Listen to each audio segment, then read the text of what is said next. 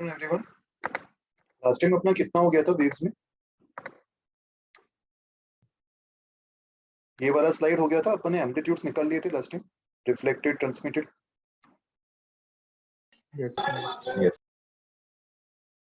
और ये एग्जांपल्स मैंने होमवर्क के लिए दिया था, इनमें से कोई डाउट है?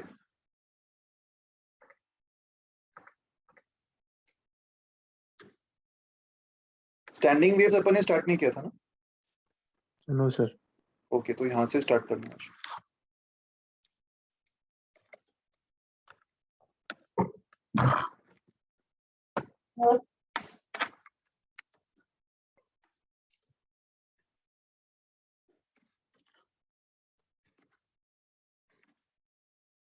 तो देखो, स्टैंडिंग वेव्स का मतलब क्या होगा? स्टैंडिंग वेव्स को स्टेशनरी वेव्स भी कहा जाता है।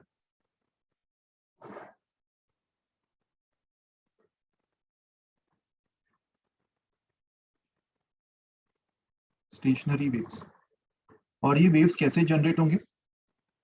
अगर मान लो दो identical travelling waves opposite direction में इंटरफेयर करेंगे, तो उनके कॉम्बिनेशन से जो वेव्स बनेगा उसको अपन स्टैंडिंग वेव्स बोलते हैं।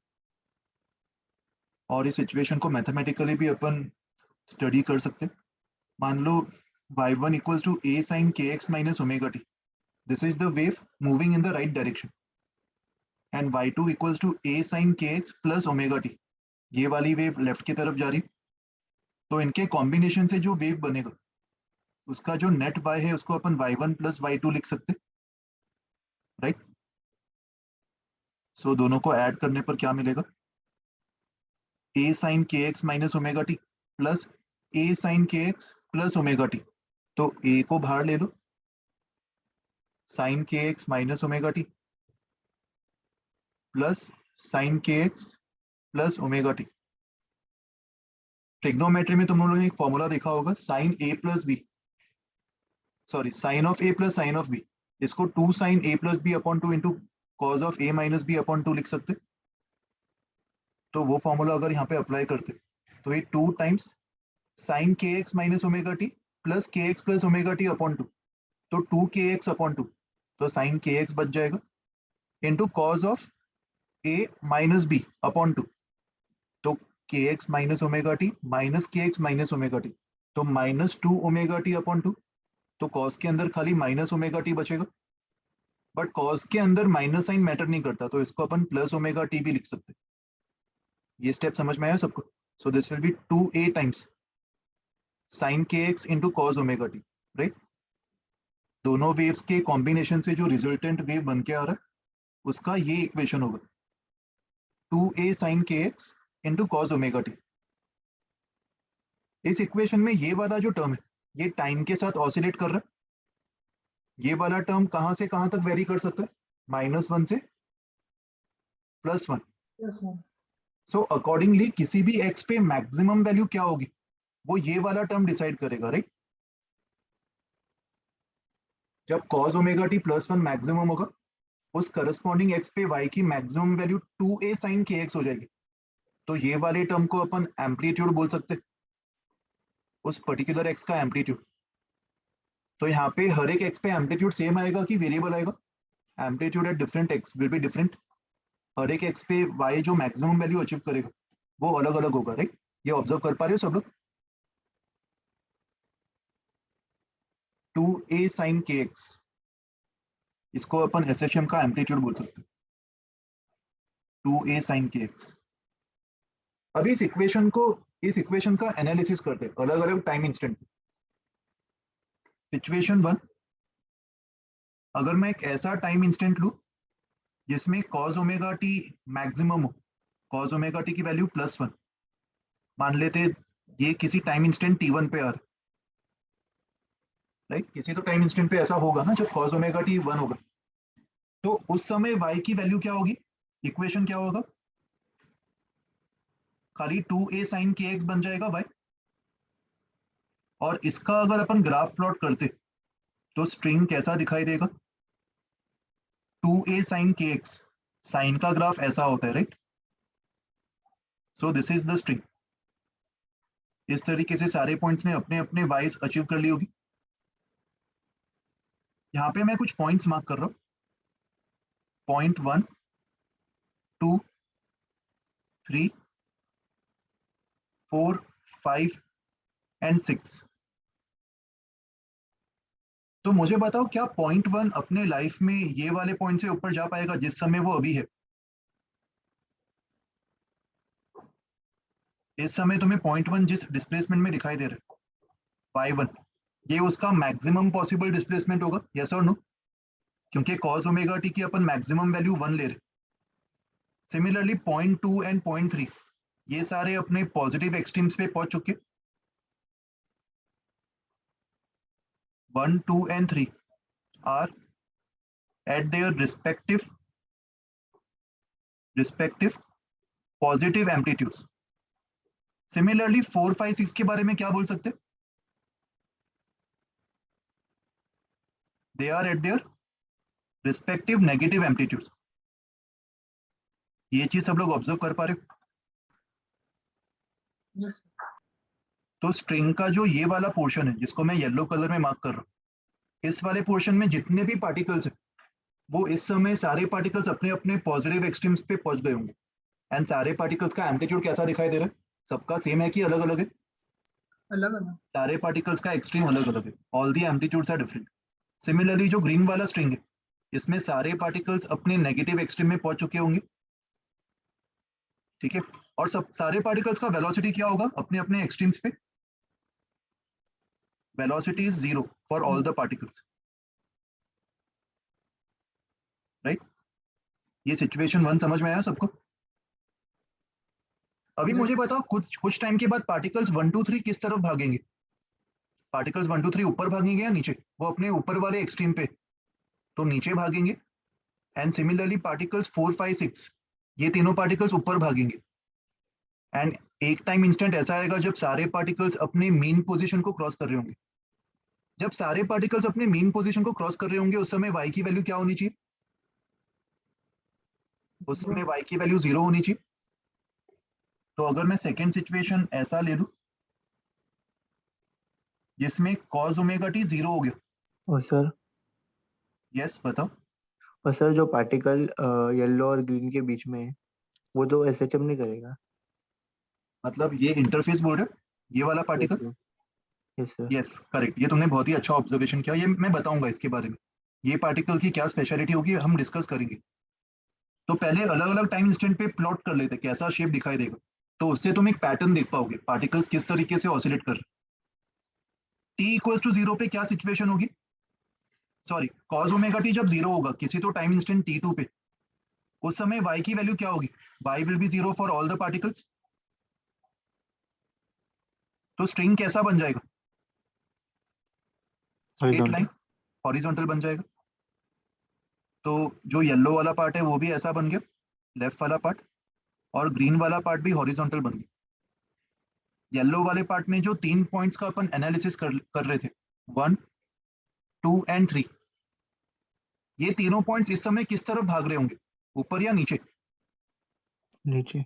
नीचे भाग रहे होंगे क्योंकि ये प्लस एक्सट्रीम से अपनी मीन पोजीशन पे आए।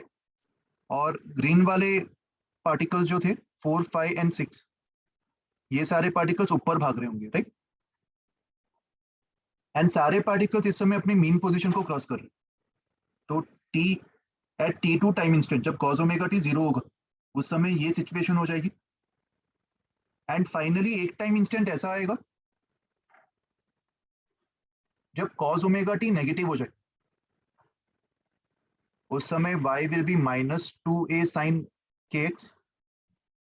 तो ग्राफ जो है वो साइन का उल्टा हो जाएगा। अभी जो सारे येलो स्ट्रिंग में पार्टिकल्स थे वो अपने नेगेटिव एक्सट्रीम पे पहुंच गए होंगे, और जो ग्रीन वाले पार्टिकल्स थे वो अपने पॉजिटिव एक्सट्रीम पे पहुंच गए होंगे, right? So this is the situation now 1 2 and 3 these particles are here, 4 5 and 6 these particles are here।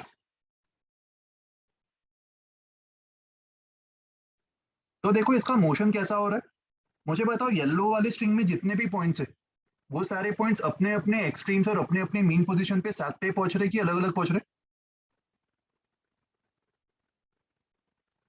Points 1 and 2 and 3,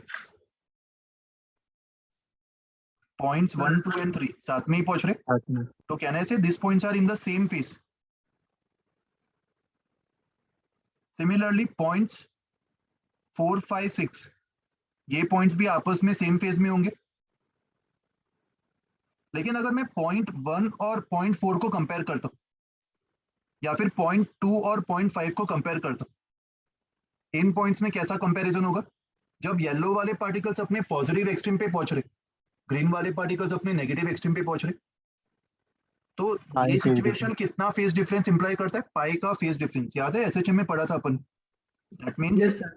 अगर तुम येलो वाले स्ट्रिंग में से कोई भी एक पॉइंट को चूज करो, let's say point 2, and green वाले स्ट्रिंग में से कोई भी एक पॉइंट को चूज करो, लेट्स से पॉइंट 5, इनके बीच का जो फेज डिफरेंस है वो हमेशा कितना होगा? पाई. पाई.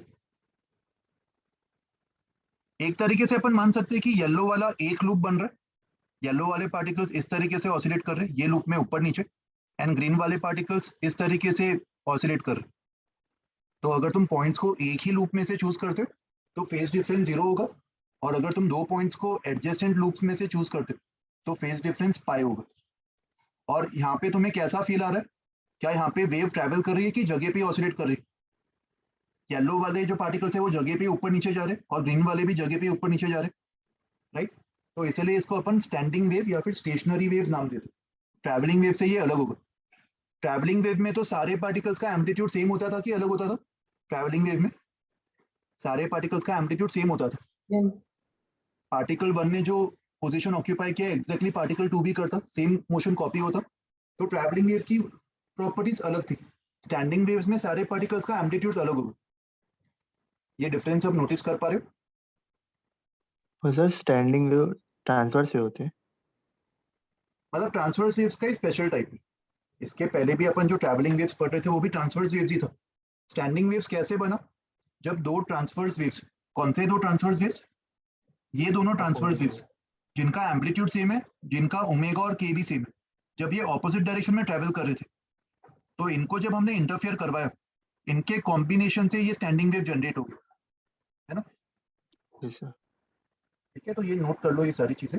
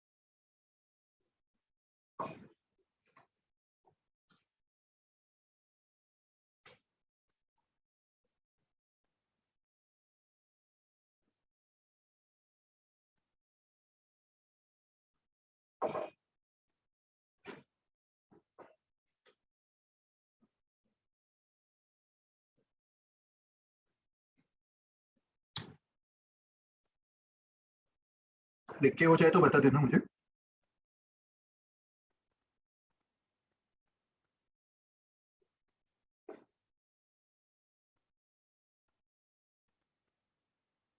यहाँ पे एक और चीज सब लोग नोटिस करना, जो ट्रैवलिंग वेव्स कंबाइन हो रही थी, ट्रैवलिंग वेव्स के लिए जो ओमेगा है और ट्रैवलिंग वेव्स के लिए जो के है, वेव नंबर, वो तुम देख पा रहे हो, ये दोनों पैरामीटर्स ट्रैवलिंग वेव और स्टैंडिंग वेव्स के लिए सेम होंगे।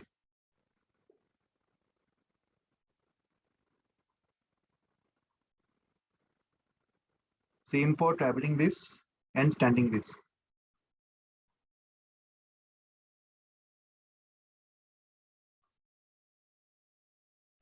स्टैंडिंग वेव्स के इक्वेशन में भी सेम के आ रहा है, एक्स का कोफिशिएंट, एंड टी का कोफिशिएंट भी सेम ओमेगा।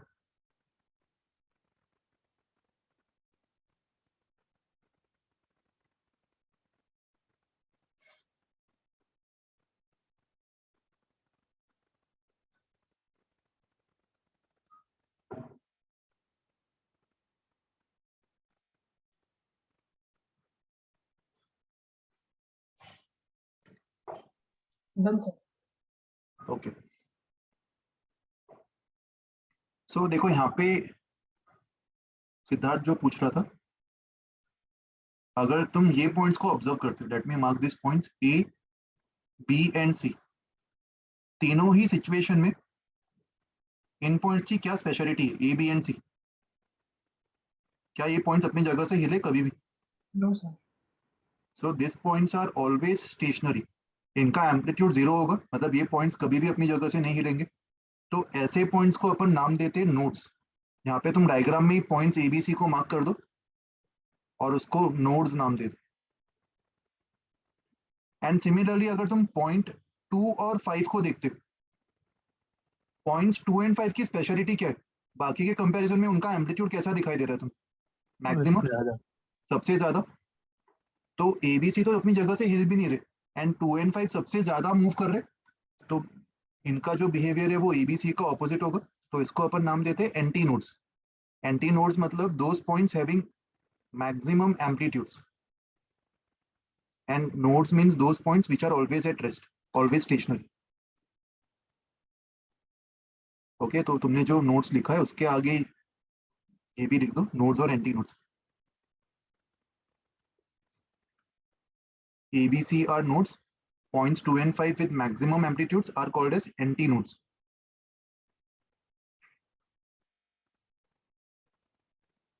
सो नोड्स की स्पेशलिटी क्या होगी? नोड्स पे हमेशा y की वैल्यू जीरो होनी चाहिए, मतलब amplitude 2a sin kx zero होना चाहिए। That means sin kx zero होना चाहिए। That means kx should be equals to n pi. k को अपन 2 पाई बाय लैम्डा लिख सकते into x equals to n pi. तो यहाँ से पाई कैंसिल हो जाएगा and x will come out to be n lambda by 2। इन सारे पोजीशंस पे नोड्स फॉर्म होगा। n can be any integer, मतलब n को जब मैं जीरो डालूंगा तो x equals to zero, x equals to lambda by 2, x equals to 3 lambda by 2 and so on.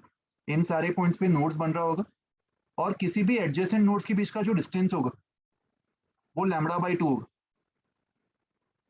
Right? So always the length between two adjacent nodes is lambda by 2, ये भी याद रखना।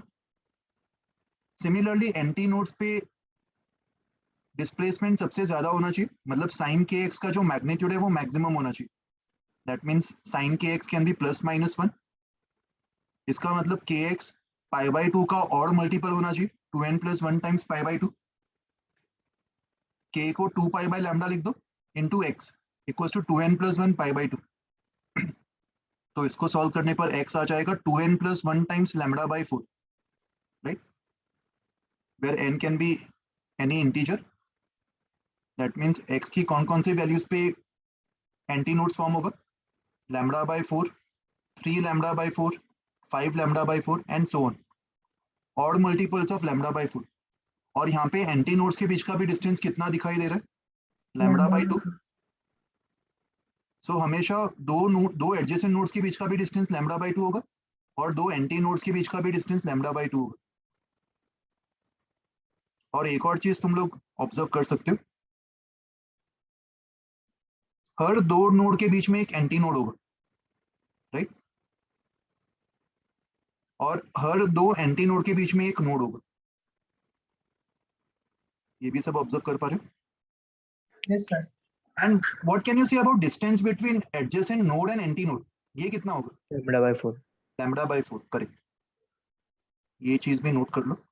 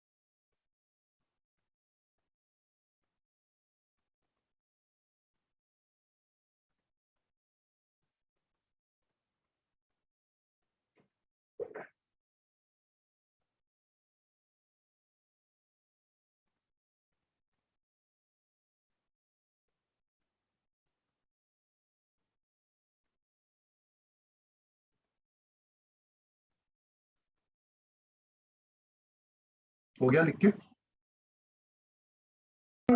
1 minute, sir. Okay.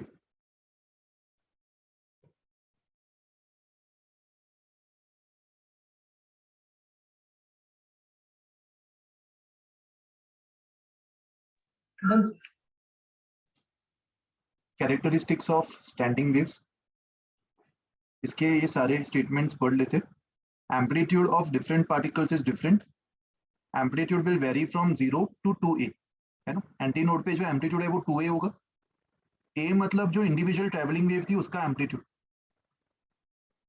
Amplitude of two travelling waves, तो उनके combination से जो standing wave बनेगा उसके एंटी नोड का जो मैक्सिमम एम्पलीट्यूड है वो 2 times a हो जाएगा। All particles of the medium except those at the nodes, nodes वाले पॉइंट्स तो हमेशा रेस्ट पे होंगे, तो उसको छोड़ के बाकी सारे पार्टिकल्स एसएचएम परफॉर्म करेंगे with their respective amplitudes, different amplitudes.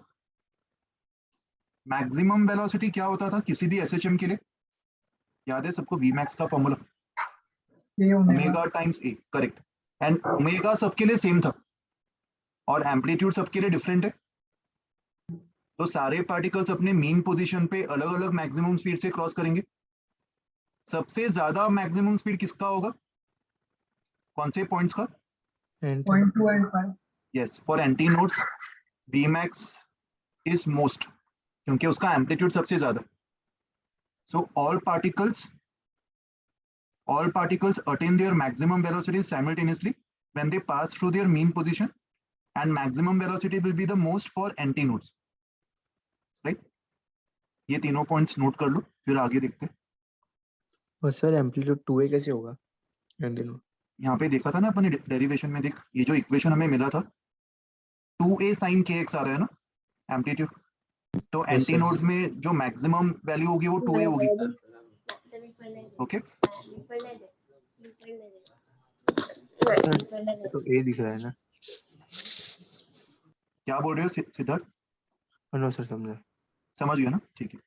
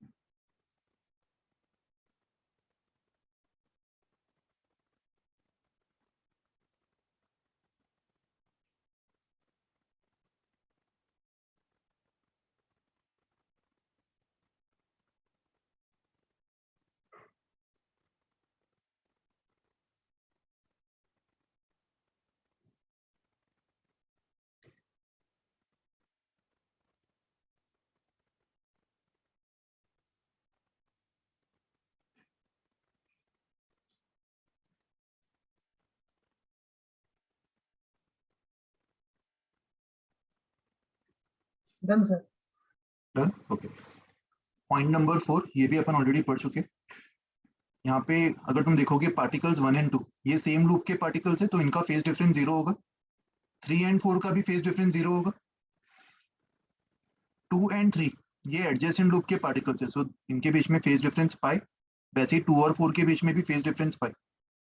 तो स्टेशनरी या फिर स्टैंडिंग वेव्स में हमेशा फेज डिफरेंस आइदर 0 होगा या फिर पाई होगा. यही दो पॉसिबिलिटीज है.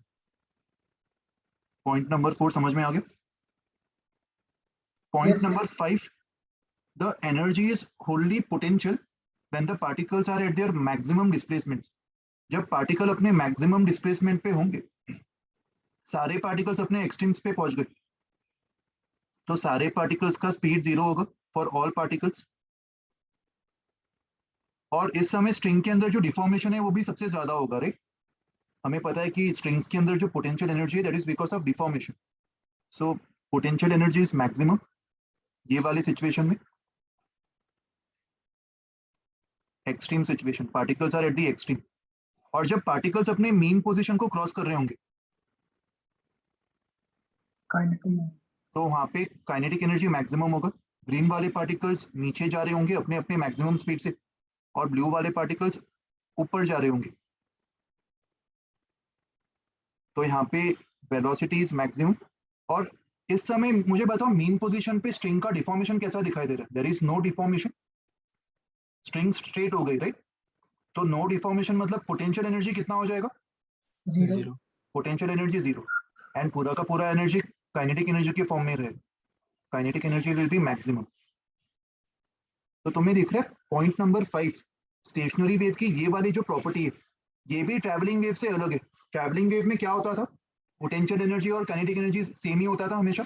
साथ में ही मैक्सिमम और साथ में ही मिनिमम अटेन करते थे. राइट. याद आ रहा है. Yes, sir. But stationery waves में एसएचएम जैसा बिहेवियर होगा.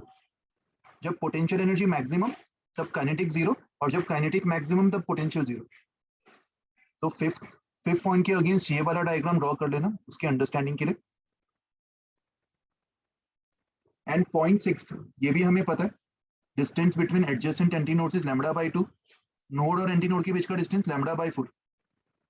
और स्टैंडिंग वेव जो है वो ट्रैवलिंग वेव नहीं है, वो ट्रैवल नहीं कर रहा, वो जगह पे ही ऑसिलेट कर रहा है। It's like a disturbance that oscillates in its own place but does not propagate. Okay, तो ये तीनों पॉइंट्स नोट कर लो।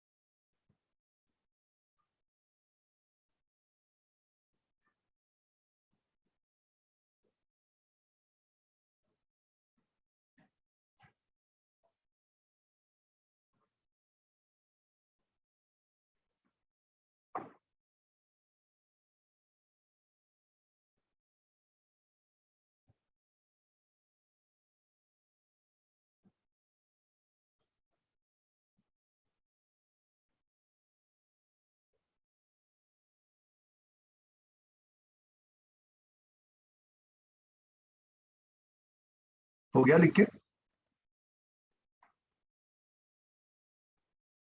सर यस बताओ। स्टेशनरी वेव्स है सेम वेवलेंथ मतलब and time period.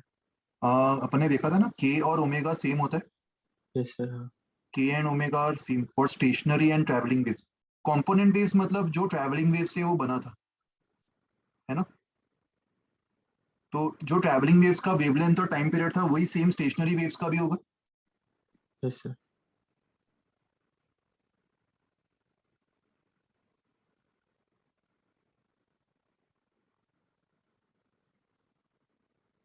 Done. Yes Yes, sir. sir. Okay, so देखो ये कुछ एग्जांपल्स। स्टेशनर, ये इक्वेशन देख के तुम्हें समझ में आ जाना चाहिए कि स्टेशनरी वेव का इक्वेशन है, राइट? स्टेशनरी वेव का जो अपन ने इक्वेशन लिखा था 2a sin kx cos omega t, इसमें साइन और कॉस इंटरचेंजेबल है, दोनों साइन दोनों कॉस या फिर एक साइन एक कॉस कुछ भी हो सकता है। Both this can be sine और कॉस आइदर। ठीक है, वो तो फेस का फर्क होगा ना सिर्फ, उसको भी अपन स्टेशनरी बोलेंगे। तो यहाँ पे इक्वेशन दिया हुआ है 6 cos pi x by 3 into sine 40 pi T. हमें फाइंड करना है जो कंपोनेंट वेव्स थे उनके एम्पलीट्यूड्स क्या होंगे। तो अगर ये 6 है तो डायरेक्टली बोल सकते हैं ये 2a के इक्वल होगा, where a is the amplitude of the component waves. तो कंपोनेंट वेव्स का एम्पलीट्यूड 3 आ जाएगा। और वैसे ही जो x का कोफिशिएंट है पाई बाई 3, ये k के इक्वल होगा which is 2 pi bye lambda. तो सॉल्व करने पर लैम्बडा 6 सेंटीमीटर आ जाएगा। वैसे ही t का कोफिशिएंट 40 पाई, t के साथ जनरली ओमेगा होता है, और ओमेगा को 2 पाई/t लिख सकते। तो इससे टाइम पीरियड भी मिल जाएगा, ओमेगा भी मिल जाएगा एंड फ्रीक्वेंसी भी मिल जाएगा। फर्स्ट पार्ट हो जाएगा solve. Yes sir. And velocity कैसे निकालेंगे? वेलोसिटी के लिए ओमेगा अपॉन के कर दो, ये फॉर्मूला देखा था अपन ने वेव स्पीड का। Second part, distance between adjacent nodes will be λ/2, lambda मिल गया तो ये भी मिल जाएगा। And third part, particle velocity कैसे निकालते? पार्टिकल वेलोसिटी अपन ट्रैवलिंग वेव में भी del y/del t करते थे, यहाँ पे भी वही करेंगे। सो del y/del t will be 6 cos πx/3 और sin 40πt का पार्शियल डिफरेंशिएशन 40π बाहर आ जाएगा चेन रूल से, इंटू cos 40πt। तो इस एक्सप्रेशन में x और t की वैल्यू डाल दो, कौन से पोजीशन पे और कौन से टाइम पे, तो उससे तुम्हें पार्टिकल का वेलोसिटी भी मिल जाएगा। थर्ड पार्ट क्या बोल रहे हो? नहीं सर, कुछ समझा। समझ गया ना? ठीक है, तो ये सर सवाल खुद से ट्राई कर लेना बाद में। यस बताओ। सर वो साइन कॉस में इंटर कन्वर्ट कैसे होगा? पाई बाय फेज डिफरेंस है ना? फेज डिफरेंस तो कुछ भी हो सकता है ना। ओरिजिन अगर तू π/2 से शिफ्ट कर देगा तो साइन कॉस में कन्वर्ट हो जाएगा। साइन और कॉस सिमिलर फंक्शंस ही होते हैं ना, they are interchangeable. It's all Yes, about shifting. And वैसे ही जो ओमेगा टी वाला टाइम है उसमें इनिशियल कंडीशन पे डिपेंड करेगा ना, साइन आ रहा है कि कॉस आ रहा है। अगर मान yes, ले इनिशियली टी इक्वल्स टू 0 पे ही अगर कॉस मैक्सिमम हो गया, मतलब वेव की अगर शुरुआत ऐसे हो रही, तो टी इक्वल्स टू 0 पे ऐसे स्टार्ट करेगा।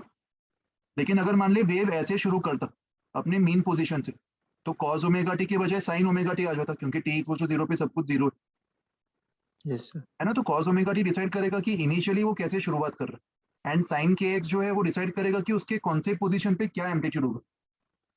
This term is for position and this term is for time. तो साइन कॉस दोनों हो सकते हैं ना, डिपेंडिंग ऑन द सिचुएशन। समझ में आया? Oh, yes, sir. ये एग्जांपल भी तुम खुद से ट्राई कर लेना, आसान सवाल है। ओके, सो अभी नेक्स्ट कॉन्सेप्ट देखो, स्टैंडिंग वेव्स को प्रैक्टिकली अपन कैसे जनरेट कर सकते। मान लो एक स्ट्रिंग है जो दोनों ही साइड पे फिक्स्ड है।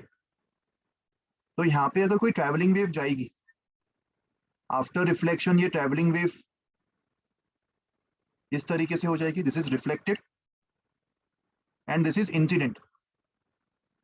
और ये रिफ्लेक्टेड और इंसिडेंट इन दोनों वेव्स का एम्पलीट्यूड सेम है, ओमेगा भी सेम है और के भी सेम है। तो जब ये दोनों वेव्स इंटरफेयर करेगी, कंबाइन होगी, इनका रिजल्टेंट क्या होगा? इनका रिजल्टेंट एक स्टैंडिंग वेव बन जाएगा, राइट। और स्टैंडिंग वेव जब कंबाइन होंगे तो स्ट्रिंग्स इस तरीके से ऑसिलेट कर सकती है। यहाँ पे बाउंड्री कंडीशन क्या होगा?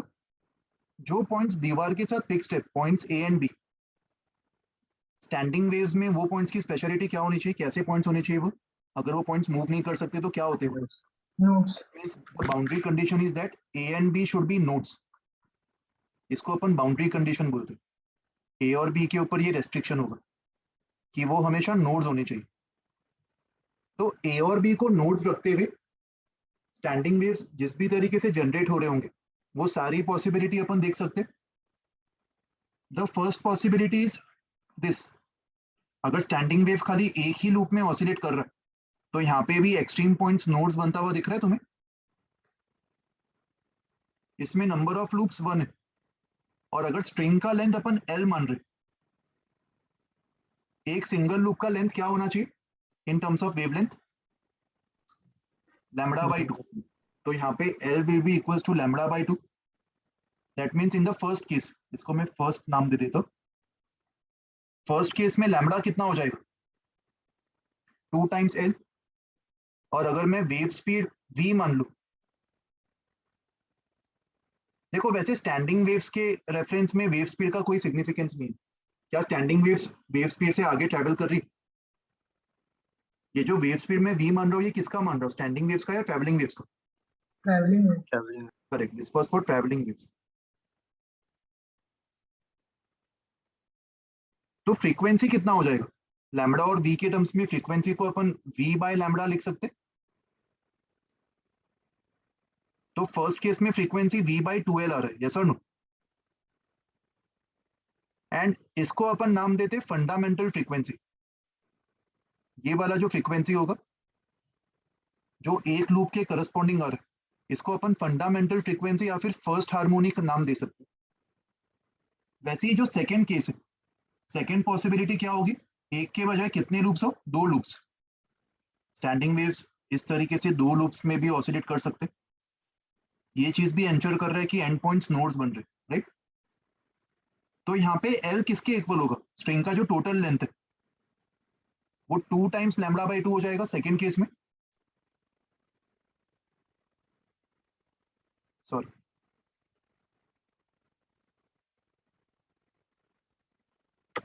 L is 2 times lambda by 2, मतलब लैम्बडा और एल सेम होंगे।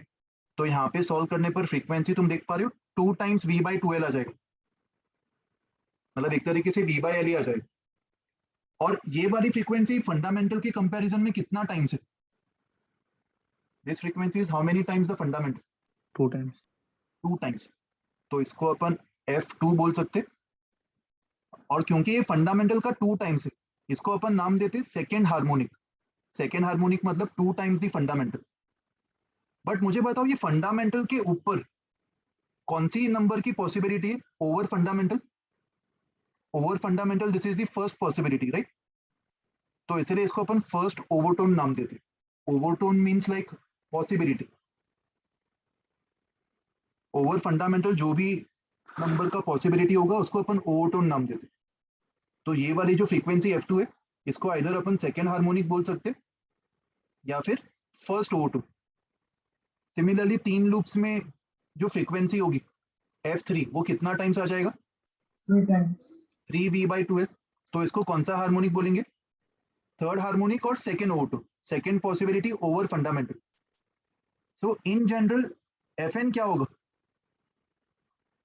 n times v/12। इसको कौन सा हार्मोनिक बोलेंगे, Nth harmonic. nth harmonic. और कौन सा overtone, N N minus 1. minus 1. n-1 overtone, correct. तो ये वाला जो केस अपन देख रहे हैं that is for strings fixed at both ends. इस केस में अपन ये सारे फंडामेंटल सारे हार्मोनिक्स निकाल पा रहे। अगर ये फंडामेंटल है तो फंडामेंटल के सारे integral multiples are possible, second harmonic, third harmonic, fourth harmonic and so on. nth harmonic will be nv/12। तो उसको अपन n-1 ओवरटोन बोलेंगे। और इसमें टोटल नंबर ऑफ लूप्स कितने होंगे, n लूप्स। सिंपल है, ये पैटर्न समझ में आ गया सबको। ये टेबल ड्रॉ कर लो। तो सर यस n इंटीजर ही हो सकते हैं ना? यस, n कोई भी इंटीजर हो सकता है।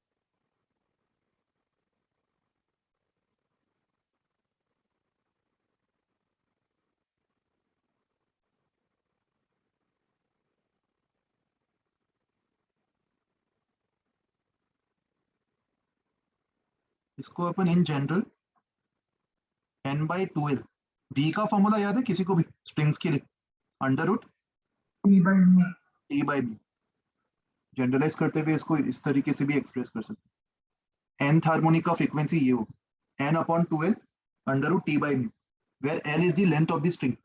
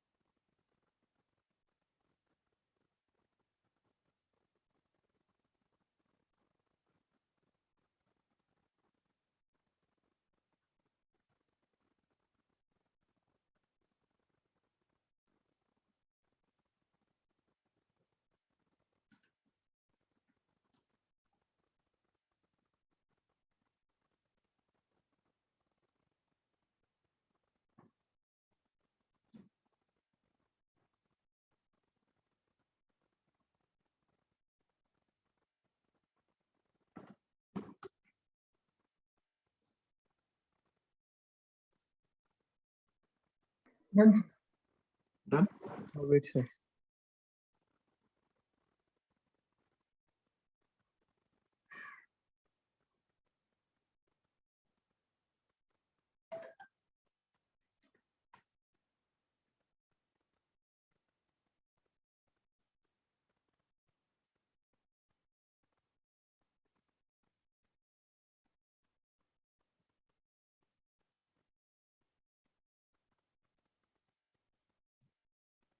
Done, sir. तो देखो ये उसी का जनरलाइजेशन है. एन लूप्स के लिए L will be n lambda by 2 and lambda will be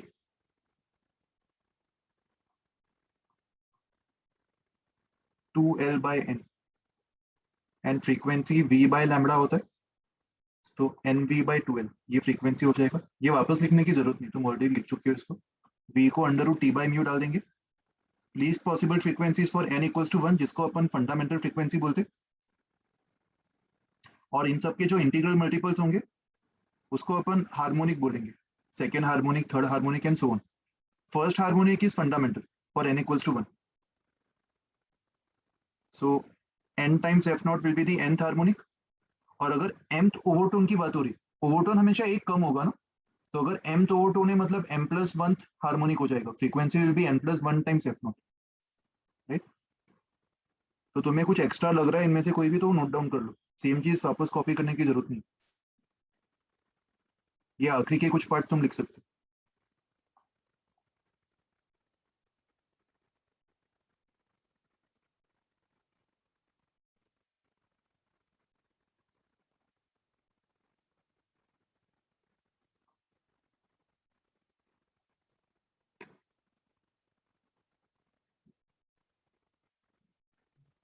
Done, sir. Okay.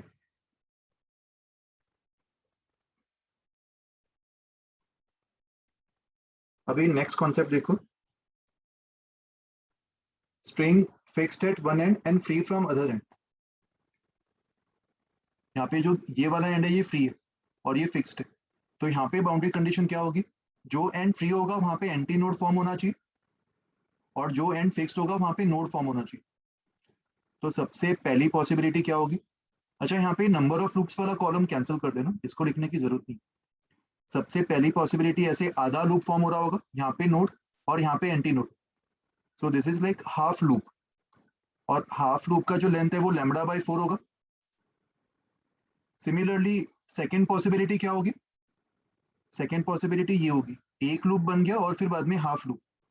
तो ये भी बाउंड्री कंडीशन को सेटिस्फाई कर रहा है. लेफ्ट वाला पॉइंट नोड, राइट वाला पॉइंट एंटी नोड. और यहाँ पे L is 3 lambda by 4. Right. एक लूप का लेंथ लैम्बडा बाय 2 और हाफ लेंथ का लेंथ लैम्बडा बाय 4. तो lambda by 2 plus lambda by 4, 3 lambda by 4. तो फर्स्ट केस में जो फ्रीक्वेंसी मिलेगी L equals to lambda by 4. इस केस में lambda is 4L and wave speed को v मान रहे. तो फर्स्ट केस में जो फ्रीक्वेंसी आ रही है वो क्या होगी, v बाय लैम्बडा मतलब v बाय 4L. ये लोएस्ट पॉसिबल फ्रीक्वेंसी होगी ये वाली सिचुएशन के लिए. तो इसको क्या नाम देंगे, लोएस्ट पॉसिबल फ्रीक्वेंसी को क्या नाम देते हैं अपन, फंडामेंटल फ्रीक्वेंसी. ये फंडामेंटल फ्रीक्वेंसी होगी. f1 equals to v by 4L.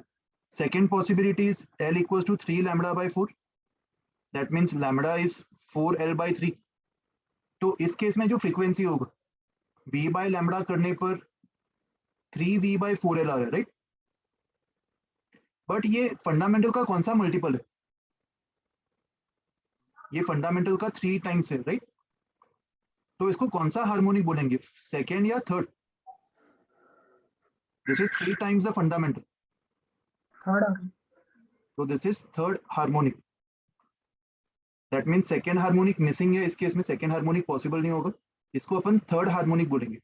But ये फंडामेंटल के ऊपर कौन सी पॉसिबिलिटी है, ओवर फंडामेंटल, विच पॉसिबिलिटी, फर्स्ट पॉसिबिलिटी. तो इसको अपन फर्स्ट ओवरटोन बोलेंगे. Overtone is with respect to possibility over fundamental.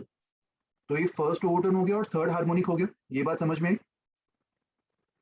वैसे ही थर्ड केस, ये फर्स्ट केस, ये सेकंड केस, थर्ड केस के बाद तुम्हें एक पैटर्न दिख जाएगा। वैसे काफी लोगों को सेकंड केस में एक पैटर्न दिख गया होगा, बट थर्ड केस का भी देख लेते। थर्ड केस में L is 5 lambda by 4, so lambda will be 4L by 5, तो corresponding frequency will be V upon lambda, तो 5 टाइम्स L by 4 हो जाएगा, सॉरी 5V by 4L ये हो जाएगा। और ये फंडामेंटल का कितना टाइम्स है? 5 टाइम्स। तो इसको कौन सा हार्मोनिक बोलेंगे? Fifth harmonic. तो तुम देख पा रहे हो यहाँ पे even numbered harmonics are missing, fifth harmonic आ गया सीधा। और कौन सा ओवरटोन बोलेंगे इसको बताओ? Second second overtone, second possibility. तो इसको अगर मैं जनरलाइज करूं, nth हार्मोनिक जो होगा 2n plus वो 1 nv टाइम्स 4L होगा, n टाइम्स द फंडामेंटल। और nth हार्मोनिक जो है वो कौन सा ओवरटोन बन जाएगा? n minus 1 by tooth overtone. देखो ये पैटर्न देख पा रहे हो? जब फिफ्थ हार्मोनिक था तो 5 माइनस 1 अपॉन 2 सेकेंड ओवरटोन, जब थर्ड हार्मोनिक था तो 3 minus 1 upon 2 first overtone. So in general, nth harmonic frequency will be Nv by 4L, and this will correspond to n minus 1 upon 2th O2. Clear है ये चीज सबके लिए? तो और जब सर स्ट्रिंग एन एक एंड पे फिक्स्ड होगा और एक एंड पे फ्री होगा तो इस तरीके से फ्रीक्वेंसीज दिखाई देगी, इवन नंबर्ड हार्मोनिक मिसिंग होगा। सिद्धार्थ बताओ क्या पूछ रहे थे? और सर एन अगर टू तो नहीं डाल सकते ना हम लोग एन को, अपने NV/4L लिखा है। हाँ मतलब यहाँ पे n will be odd integers, correct. यहाँ पे एक नोट डाल दो साइड में, n is odd number, even नहीं होगा। Even numbered harmonic are missing.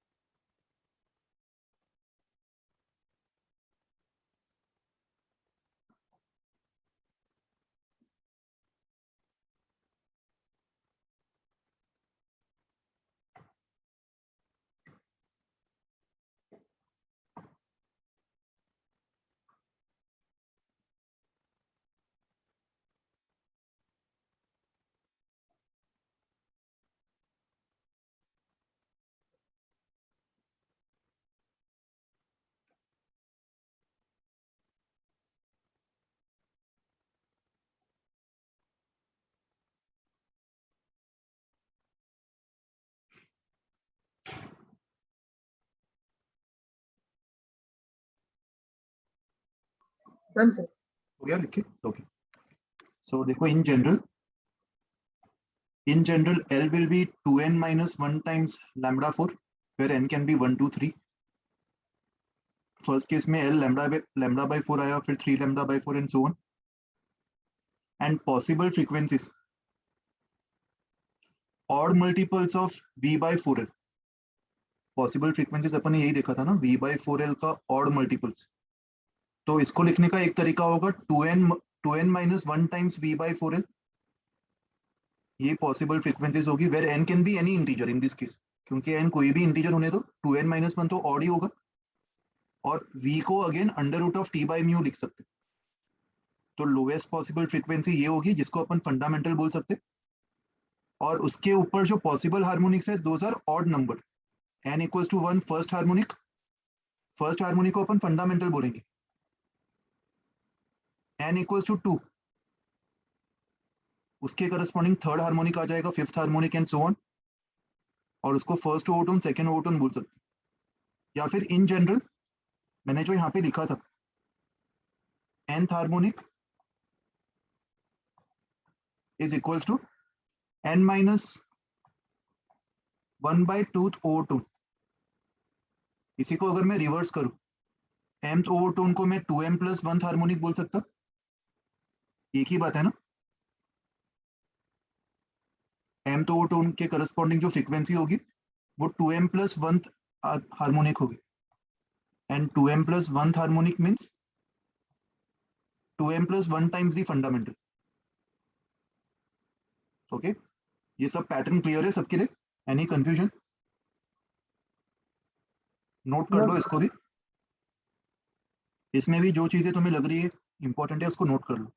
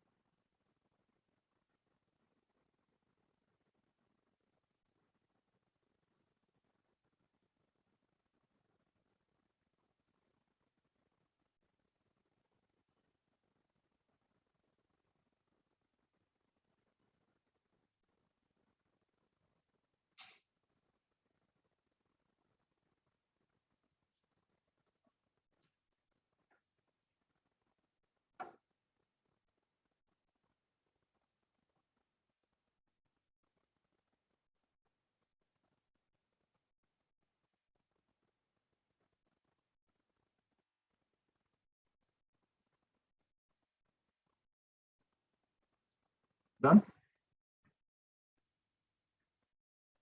ये कुछ एग्जांपल्स तुम लोग खुद से ट्राई करना.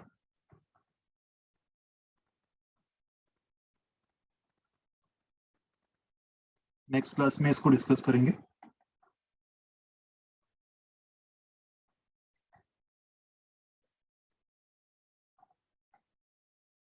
और होमवर्क क्वेश्चन सेट 6. तो अगले क्लास में ये एग्जांपल्स डिस्कस करेंगे और ट्रांसफर्स वेव्स का एक आखिरी पार्ट है वो खत्म कर देंगे. ठीक है, सो नेक्स्ट लेक्चर में अपना ट्रांसफर्स वेव्स हो जाएगा पूरा. उसके बाद अपन लॉन्जिट्यूडनल साउंड वेव्स स्टार्ट करेंगे. ओके, कुछ भी डाउट्स है किसी को आज के लेक्चर से? ओके, चलो फिर आज यहीं पे वाइंड अप करते हैं. Bye everyone, take care.